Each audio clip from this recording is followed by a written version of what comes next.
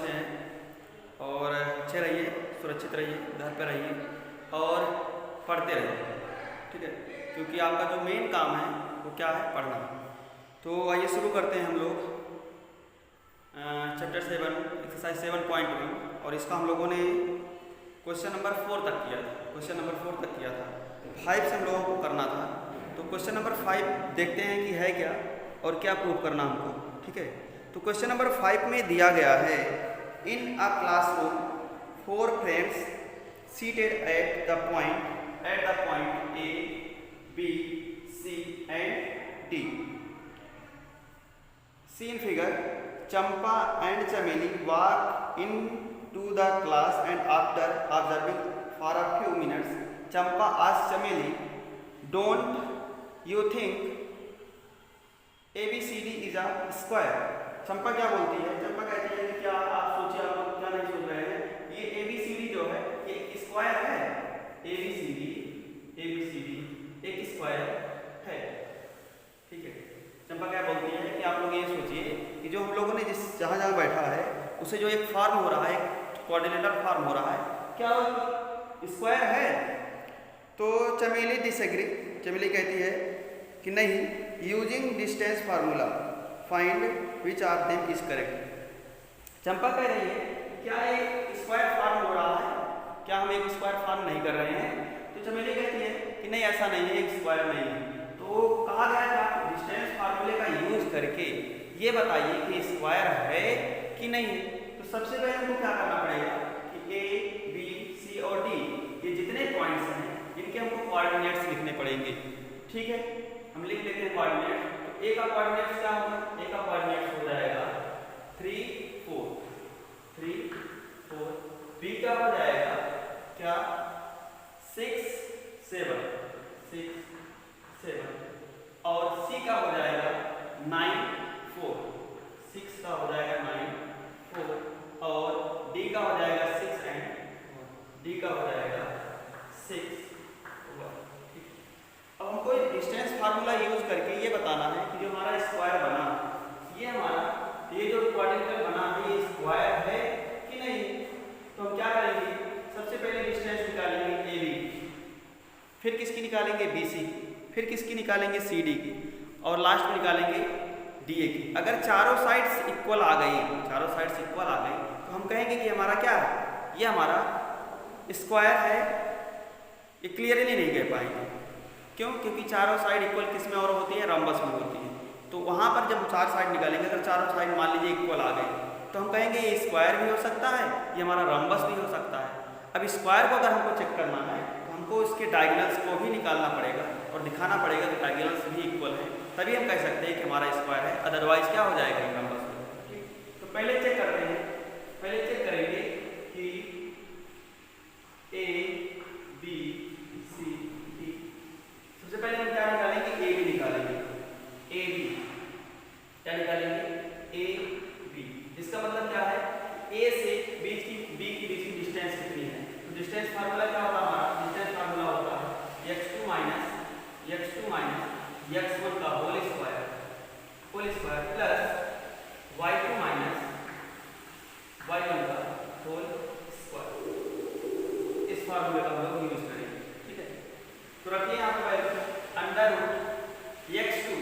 अब इसमें मान लेते हैं हमारा x2 है, ये y2 है, ये हमारा x1 है और ये हमारा y है, ठीक है। क्या मान लेते हैं कि हमारा क्या है, ये x2 है, x2 क्या है, ये b की वैल्यू है 6, 7, ये x2 और ये y2 और ये a की वैल्यू है 3, 4, इसमें x1 और y, ठीक है। तो x2 माइनस x1 6 माइनस 3 का होल स्क्वायर प्लस 7 माइनस 4 का होल स्क्वायर। वैल्यू क्या आएगी, वैल्यू आएगी 3 का स्क्वायर प्लस 3 का स्क्वायर, वैल्यू आ जाएगी 3 का 9 प्लस 9 अंडर रूट कितना आ गया 18।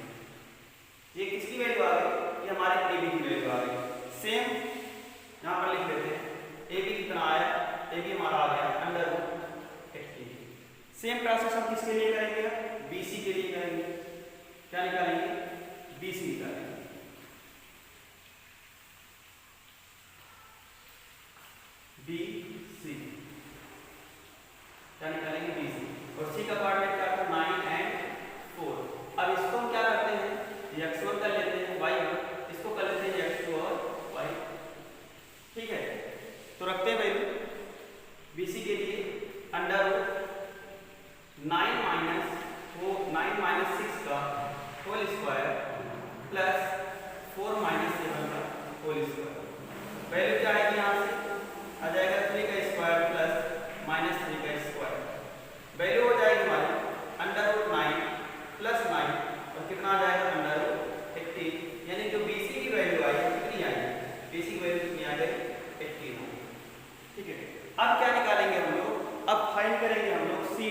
क्या फाइंड करेंगे? C D. क्या फाइंड करेंगे? C D. C D. D का कोऑर्डिनेट क्या है? 6 और 1। तो इसको कर लेते हैं x2 y2 और इसको कर लेते हैं क्या? x1 y1। ठीक है, रखते हैं भाई। क्या मिलेगा यहाँ से? हमको मिलेगा सी डी फाइंड करेंगे। क्या फाइंड करें? C D. तो क्या मिलेगा हमको? 6 - 9 का होल स्क्वायर प्लस 1 - 4 का होल स्क्वायर। यहाँ से क्या मिलेगा? यहाँ से हमको मिलेगा -3 का स्क्वायर प्लस -3 का स्क्वायर। वैल्यू कितनी आ जाएगी? 9 + 9 आ जाएगा √18। तो सी डी की वैल्यू कितनी आ गई? सी डी की वैल्यू आ गई 18। अब क्या फाइंड करेंगे? अब हम लोग फाइंड कर लेंगे ए डी। क्या फाइंड कर लेंगे? ए डी फाइंड करते हैं। क्या फाइंड करना है? A D. x1 y1 माना ही गया, इसको कर लेते हैं x2 और y2। तो निकालेंगे आप, यहाँ से हो जाएगा 6 - 3 का होल स्क्वायर प्लस 1 - 4 का होल स्क्वायर। क्या मिलेगा यहाँ से? 3 का स्क्वायर प्लस -3 का स्क्वायर। वैल्यू कितनी आएगी? 9 + 9 आ जाएगा कितना? √18। ठीक है, तो डीए की वैल्यू कितनी आएगी? डीए की वैल्यू आ गई हमारी √18। अब यहाँ से देखिए हमारी जो ए बी की वैल्यू है वो भी कितनी है? √18 है। जो हमारी बी सी की वैल्यू है वो भी कितनी है? √18 है। जो हमारी सी डी की वैल्यू है वो भी √18 है। और जो हमारी डी ए की वैल्यू है वो भी √18 है। तो मामला यहाँ पर फिर से क्या हुआ? क्रिएट हो गया। क्या क्रिएट हो गया? कि ये जो हमारा ए बी सी है ये या तो स्क्वायर होगा या तो रम्बस होगा। ठीक है, अब इन दोनों को क्लियर करने के लिए स्क्वायर है कि रम्बस है, इसके लिए हमको क्या करना पड़ेगा? इसके लिए हमको इसके डायगोनल्स फाइंड करने पड़ेंगे। क्या फाइंड करना पड़ेगा? इसके डायगोनल्स फाइंड करना पड़ेगा। ठीक है, डायगोनल बना लेते हैं फिर फाइंड करते हैं। ठीक है, ये हमारा स्क्वायर था ए बी सी डी। ए का कोऑर्डिनेट 3 4, बी का 6 7, सी का 9 4 और डी का 6 1। ठीक है, डायगोनल क्या होगा? डायगोनल होगा AC। तो सबसे पहले AC निकालते हैं। AC इक्वल टू क्या होगा? √x2 y2 कर लेते हैं, x1 y1 कर लेते हैं। तो x2 - x1 9 - 3 का whole square plus y2 - y1 तो 4 - 4 का होल स्क्वायर। यहाँ से वैल्यू कितनी आएगी? 9 से 3 निकालेंगे आएगा 6 का स्क्वायर 36 प्लस 0 कितना आ गया? √36। ये इसकी वैल्यू आई, ये AC की वैल्यू आई कितना? √36। अब क्या फाइंड करेंगे हम लोग? अब हम लोग फाइंड करेंगे BD। क्या फाइंड करेंगे? BD। तो इसको कर लेते हैं x1 y1, इसको कर लेते हैं x2 y2। निकालिए BD। BD क्या हो जाएगा? ये निकाल लेते हैं। BD इक्वल टू हो जाएगा √x2 - x1 6 - 6 का होल स्क्वायर प्लस 7 - 1 का होल स्क्वायर। 7 - 1 का होल स्क्वायर। वैल्यू क्या होगी? यहाँ पर हो जाएगा 0 प्लस 6 का स्क्वायर, वैल्यू आ जाएगी √36। तो BD जो आया हमारा BD आया वो कितना आ गया? √36। तो अब हम क्या कह सकते हैं? अब हम ये कह सकते हैं कि जो AB है, AB equal to BC equal to CD equal to DA equal to कितना आया? √18 आया। इसका मतलब क्या है कि चारों साइड्स आपस में इक्वल हैं। दूसरा क्या आया? जो इसके डायगोनल है AC equal to BD equal to कितना आया? √36 आया। और इसके जो डायगोनल है वो भी आपस में इक्वल हैं। तो जब किसी भी क्वाड्रिलेटरल के चारों साइड्स आपस में इक्वल हो और दोनों डायगोनल्स भी आपस में इक्वल हो तो उसको हम क्या बोल सकते हैं? उसको हम कह सकते हैं square. Therefore ABCD is a square। ABCD क्या होगा?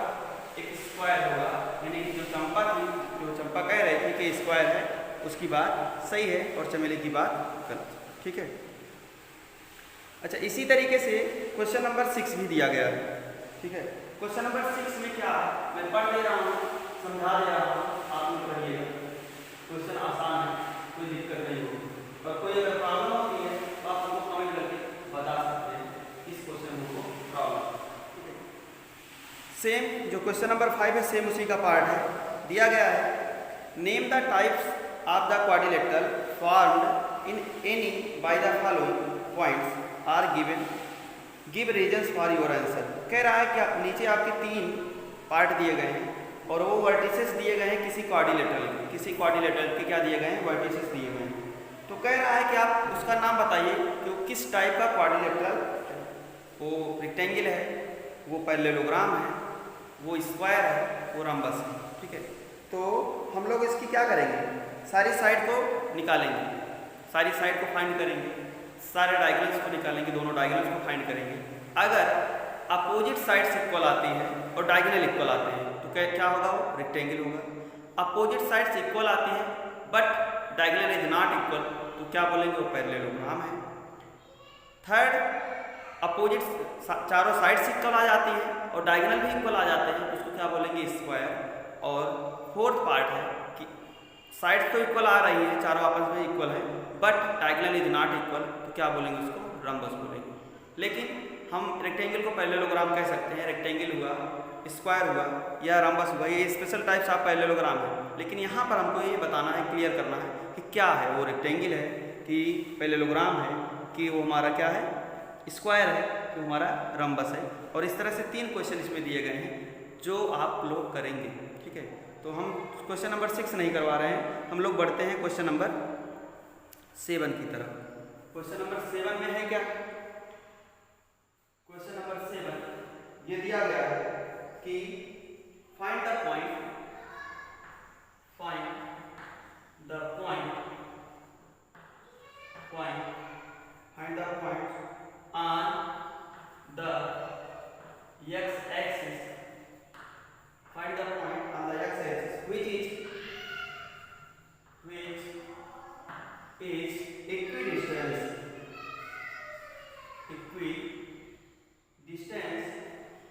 distant from 2 minus 5 and minus 2 9। ठीक है। ये क्वेश्चन दिया गया है, कह रहा है कि find the point on the x axis. हमको कह रहा है कि एक्स एक्सिस का वो पॉइंट क्या आप बताइए, उस पॉइंट का कोऑर्डिनेट बताइए जो क्या है, which is equidistance from 2 minus 5 and minus 2 9, जो इन दोनों पॉइंट से इक्विडिस्टेंस पर है। तो अगर ये बेटा बताओ, अगर कोई पॉइंट x एक्सिस पर लाई करता है, कोई पॉइंट x एक्सिस पर लाई करता है तो उसका कोऑर्डिनेट क्या होता है, उसका कोऑर्डिनेट x की तो वैल्यू होगी कुछ ना कुछ, लेकिन y क्या होगा, 0। ठीक है। अगर कोई पॉइंट x एक्सिस पर लाई करता है तो उसका जो एब्सिसा की वैल्यू है वो कुछ ना कुछ होगी, वो चाहे प्लस में हो चाहे माइनस में हो, उससे नहीं मतलब है, उसकी कुछ ना कुछ वैल्यू होगी। बट जो y की वैल्यू है, जो ऑर्डिनेट की वैल्यू हो क्या हो जाती है, 0 हो जाती है। सेम यही कंडीशन यहाँ पर होती है। अगर कोई पॉइंट y एक्सिस पर लाई कर रहा है तो वहां पर जो एब्सिसा है वो 0 होगा और ऑर्डिनेट की कुछ ना कुछ वैल्यू होगी। तो यहाँ पर कह रहा कि एक पॉइंट है जो x एक्सिस पर लाई करता है, मान लेते हो पॉइंट हमारा क्या है, P। वो पॉइंट हमारा क्या है, P है। तब क्या होगा, तब ये जो पॉइंट हमारा 2 minus 5 है कहाँ लाई करेगा, ये हमारा यहाँ कहीं पे लाई करेगा, इस तरह से कहीं पे लाई करेगा। मान लेते पॉइंट है A 2 और माइनस, दूसरा पॉइंट कहाँ लाई करेगा, -2 9, तो -2 9 यहाँ कहीं पे लाई करेगा। मान लेते यहाँ कहीं पे है -4 9 y x, ये है हमारा -2 और 9, ये पॉइंट हमारा क्या है, B।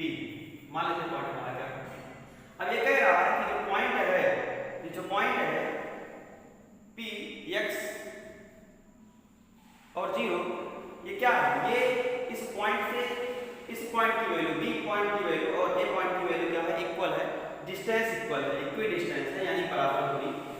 तो मान लेते हैं इनके बीच की दूरी क्या है, बीपी पीए है और पीबी है, तो हम क्या निकाल लेंगे, हम पीए निकाल लेते हैं, हम पीबी निकाल लेते हैं। अगर इक्वी डिस्टेंस है दोनों आपस में क्या होंगे, इक्वल होंगे। तो यहाँ पर फार्मूला कौन सा लगाएंगे, हम यहाँ पर फार्मूला लगाएंगे डिस्टेंस। क्या फार्मूला लगाएंगे, डिस्टेंस। ठीक है, तो ये 3 पॉइंट हमारे हमने माना था जो पी पॉइंट है, पी पॉइंट क्या हमारा एक्स और 0 है। ठीक है, ये क्या है, ये इस पॉइंट ए से, किस पॉइंट से 2 - 5 और इस पॉइंट बी से -2 9 से क्या है, इक्वी डिस्टेंस। इक्वी डिस्टेंस तो कह रहा है इस पॉइंट पी का कोऑर्डिनेट क्या होगा। तो हम सबसे पहले क्या करेंगे, हम लोग निकालेंगे पीए, फिर निकालेंगे पीबी और दोनों को क्या कराएंगे, इक्वेट करा लेंगे। तो इससे बेटर यह है कि दोनों को एक ही साथ इक्वेट कराते हुए ही हम आगे बढ़ें। तो क्या लिख सकते हैं, लिखेंगे यहाँ पर पी नहीं A and B is equi distance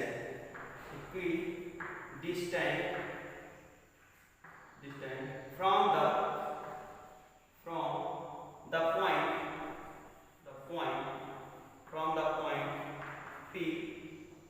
So इसलिए PA इक्वल टू P। ठीक है, ये लिख लेंगे।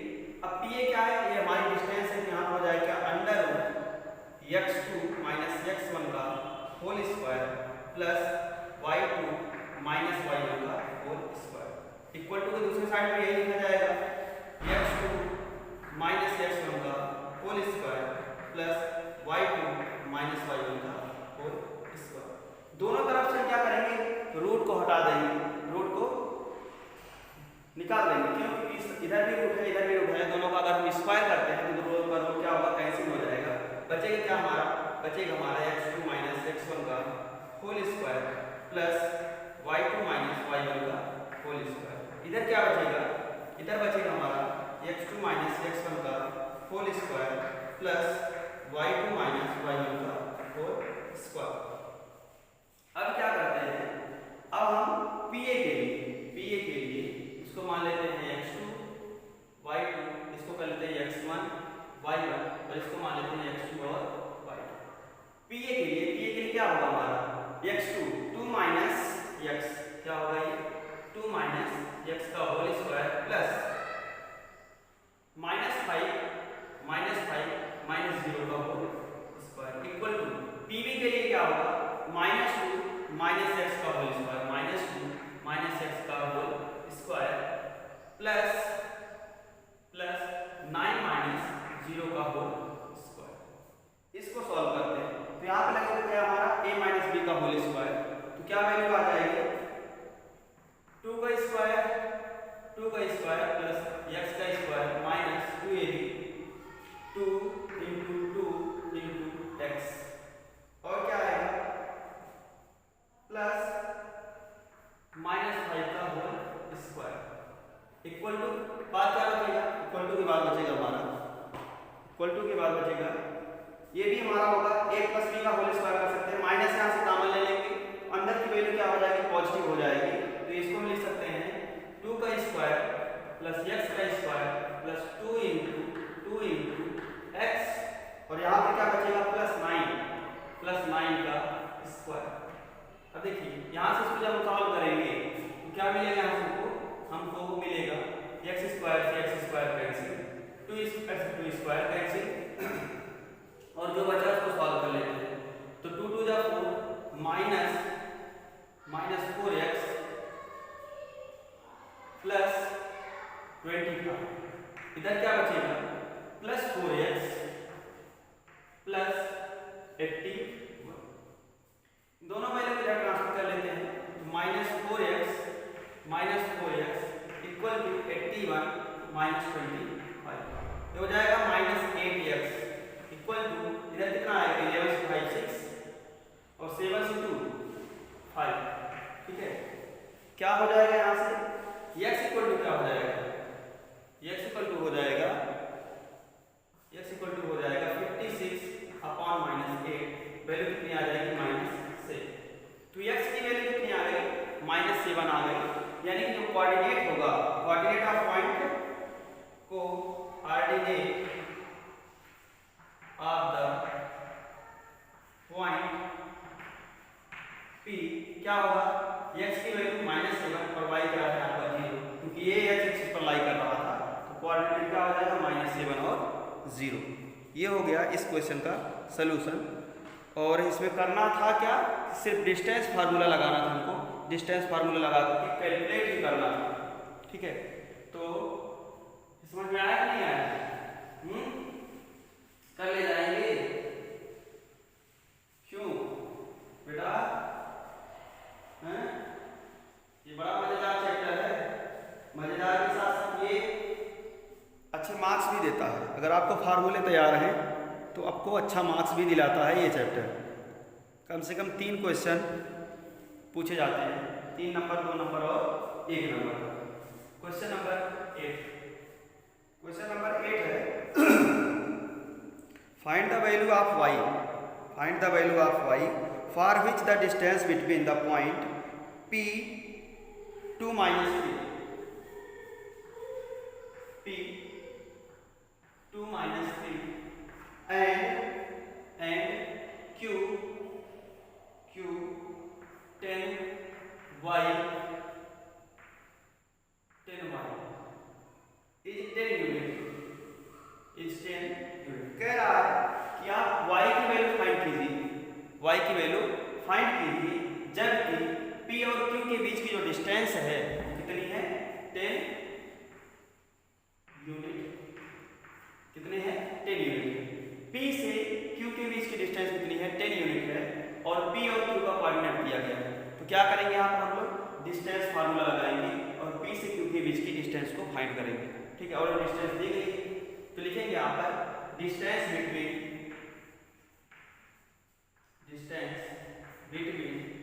p and q, pq equal to under root distance between p and q कितना दिया गया, 10 यूनिट दिया गया। और डिस्टेंस होता क्या है, डिस्टेंस होता हमारा x2 - x1 का whole square plus y2 - y1 का होल स्क्वायर इक्वल टू कितना, 10। इसको कर लेते हैं x1 y1, इसको कर लेते हैं x2 y, रख देते हैं वैल्यू सब, तो हो जाएगा अंडर रूट 10 - 2 का whole square plus y minus 3 का होल स्क्वायर इक्वल टू कितना, 10। ये क्या आएगा, कह जाएगा अंडर रूट 8 का स्क्वायर और इधर हो जाएगा प्लस y प्लस 3 का होल स्क्वायर इक्वल टू 10। दोनों तरफ हम क्या करते हैं, स्क्वायर कर देते हैं, तो ये स्क्वायर रूट हट जाएगा, वैल्यू क्या आ जाएगी, वैल्यू आ जाएगी हमारी 64, 8 का square 64 plus a plus b का whole square y square plus b square 9 plus 2ab 6y, इधर क्या हो जाएगा 100 कैसे आया, हमने दोनों तरफ क्या किया था, स्क्वायर किया था। अब ये वैल्यू हमारी क्या आ गई, ये हमारी आ गई y स्क्वायर प्लस 6y, इन दोनों को ऐड कर लेते हैं, हो जाएगा प्लस 73 और इसको इधर ट्रांसफर करेंगे तो -100 इक्वल टू 0। इसको और सॉल्व करेंगे, क्या मिलेगा हमको मिल जाएगा y square plus 6y minus कितना 27 इक्वल टू 0। अब इसको सॉल्व करते हैं, ये हमारा क्या हो गया, क्वाड्रेटिक फार्मूला हो गया, क्वाड्रेटिक इक्वेशन हो गया, और इसको सॉल्व करेंगे क्या हो जाएगा, ये हो जाएगा y square plus 9 minus 3y minus 27 equal to 0, ये हो जाएगा y square plus 9y minus 3y minus 27 equal to 0। यहाँ से काउंट करेंगे और यहाँ से काउंट करेंगे, ये हो जाएगा y बाहर, y प्लस 9 माइनस 3 काउंट करेंगे तो y प्लस 9 इक्वल टू 0। क्या आएगा यहाँ से, आ जाएगा y प्लस 9 एक ब्रैकेट में और दूसरे ब्रैकेट में y माइनस 3 इक्वल टू 0। इसको लिख सकते हैं when x plus 9 equal to 0, तो y इक्वल टू कितना आएगा, y इक्वल टू आएगा 9, और when y minus 3 equal to 0, तो क्या आएगा, y इक्वल टू इधर आएगा माइनस 9 और एक कितना आ जाएगा प्लस 3। तो y की दो वैल्यू आ रही है, एक वैल्यू हमारी क्या आ रही है -9 और दूसरी वैल्यू क्या आ रही है +3, तो y की दो वैल्यू होगी -9 और 3। ठीक है। ये जो हमारी एक्सरसाइज है वो बेस्ड भी है किस पर, वो हमारी डिस्टेंस फार्मूले पे बेस्ड है, इसलिए सारे क्वेश्चन में लगभग डिस्टेंस फार्मूले का ही यूज किया जा रहा है। ठीक है, अब ये जो क्वेश्चन है क्वेश्चन नंबर 9, ये आपके लिए गिफ्ट है और इस गिफ्ट को आप लेंगे और इसको जो है कैसा गिफ्ट है करने का ना, क्वेश्चन सॉल्व करने के लिए। तो एक क्वेश्चन सॉल्व करेंगे और सॉल्व करके इसके जो सॉल्यूशन आएंगे वो आप कमेंट बॉक्स में कमेंट करेंगे। ठीक है, तो हम लोग अब क्वेश्चन नंबर 9 ना करके क्वेश्चन नंबर 10 करेंगे। और 9 इसलिए भी नहीं कर रहे हैं कि जो 9 क्वेश्चन हमारा 7 और 8 क्वेश्चन का कॉम्बिनेशन है, एक दूसरे से मिलकर बनाया गया सेम क्वेश्चन है, इसलिए 9 वाला छोड़ देते और हम लोग करते हैं क्वेश्चन नंबर 10। क्या करते हैं क्वेश्चन नंबर 10। क्वेश्चन नंबर 10 में क्या दिया गया find a relation between x and y। कह रहा कि x और y में एक रिलेशन फाइंड कीजिए, बताइए। Such that the point x y is equidistance from the point P4। कह रहा है कि x और y में एक रिलेशन बताइए, जबकि ये पॉइंट जो P है, मान लेते हैं P है, सपोज दैट ये 3, 6 से और -3, 4 से इक्विडिस्टेंस है। कितने पे है? इक्विडिस्टेंस पे। मान लेते हैं A है, ये हमारा B है, ये P से A की जो डिस्टेंस है वही P से B की डिस्टेंस है। इस तरह क्वेश्चन किए हैं, लेकिन थोड़ा इसमें रिलेशन बताना था, रिलेशन कैसे फाइंड करेंगे इसके लिए हम इसको कर दे रहे हैं। ठीक है, तो सेम क्वेश्चन नंबर 7 की तरह हम क्या निकालेंगे, P A निकालेंगे, B B निकालेंगे। ठीक है, P और P B जब निकालेंगे तो कुछ ना कुछ हमको क्या मिलेगा, इक्वेशन मिल जाएगा, वही क्या होगा, इसका रिलेशन होगा। तो शुरुआत करते हैं। P is equidistant from A and B, therefore PA equal to किसके होगा, PB के होगा। ठीक है, अब P और PB निकालना है तो हमको x2 और y2 मानना पड़ेगा, इसको x1 और y1 मानना पड़ेगा, इसको x2 और y2 मानना पड़ेगा। ठीक है, PA के लिए क्या होगा, PA के लिए हो जाएगा under root x2 minus x1 का whole square plus y2 minus y1 का whole square equal to under root x2 minus x1 का whole square plus y2 minus y1 का होल स्क्वायर। ये दोनों तरफ का रूट लेंगे, हम दोनों तरफ का रूट लेंगे तो रूट क्या होगा, रूट नहीं लेंगे बेटा, दोनों तरफ का स्क्वायर कर देते हैं। स्क्वायर करने पर इसका रूट जो है वो हट जाएगा और वैल्यू हमारी क्या हो जाएगी, वैल्यू हमारी हो जाएगी 3 माइनस x का whole square plus 3 minus x का होल स्क्वायर और 6 माइनस y का होल स्क्वायर, 6 माइनस y का होल स्क्वायर इक्वल टू इधर क्या होगा, -3 माइनस x का whole square plus 4 minus y का होल स्क्वायर। इसको सॉल्व करेंगे तो a माइनस b का होल स्क्वायर, 3 का स्क्वायर प्लस x का स्क्वायर और -2ab 6x। इधर क्या होगा, a माइनस b का होल स्क्वायर, 6 का स्क्वायर प्लस y का square minus 12y equal to, इन दोनों में से माइनस कॉमन ले लेते हैं तो वैल्यू क्या हो जाएगी, पॉजिटिव हो जाएगी। और पॉजिटिव हो जाएगी तो इसके होल स्क्वायर कर लेंगे, a प्लस b का होल स्क्वायर, 3 का स्क्वायर प्लस x का स्क्वायर प्लस 6x। और यहाँ पे क्या होगा, यहाँ पर हो जाएगा हमारा प्लस 4 का स्क्वायर प्लस y का स्क्वायर प्लस या माइनस 8। देखिए कुछ कटेंगे, हाँ 3 का स्क्वायर x का स्क्वायर और क्या होगा, और कुछ कटेगा y का स्क्वायर। अब जो वैल्यू बची उसको लिख लेते हैं, ये हो जाएगा -6x plus 36 minus 12y equal to इधर क्या बच रहा है, 6x प्लस 16 और -8। सारी वैल्यू एक तरफ कर लेते हैं, तो हो जाएगा -6x प्लस 36 माइनस 12y, इधर होगा -6x minus 16 plus 8y equal to क्या, 0। 6x मिल कितना हो जाएगा, -12x, 12y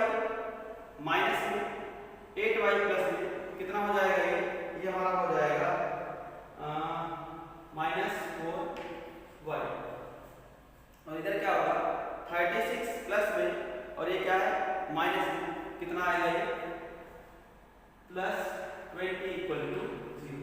सब में से -4 कॉमन कर लेते हैं, बचे कितना 3x प्लस y और प्लस 5 इक्वल टू 0। यह आ जाएगा क्या 3x plus y plus 5 equal to 0। ठीक है, ये क्या हो गया हमारा x और y में रिलेशन हो गया, x और y में कॉम्बिनेशन हो गया। तो कैलकुलेशन पर ध्यान देंगे बेटा, कैलकुलेशन हो सकता है कहीं पे मिस्टेक हो जाए, जल्दी जल्दी में ऐसा होता है, लेकिन आप लोग ध्यान जरूर दीजिएगा। ठीक है, कैलकुलेशन गलत नहीं होना चाहिए, और अगर कैलकुलेशन गलत हो जाएगा तो आपकी जो पूरी मेहनत है वो बेकार हो जाएगी। ठीक है, आपकी जो पूरी मेहनत है वो क्या होगी, बेकार हो जाएगी।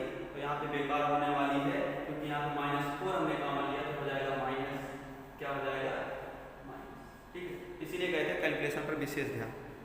ठीक है, तो ये हो गया हमारा 7.1 एक्सरसाइज पूरी कंप्लीट।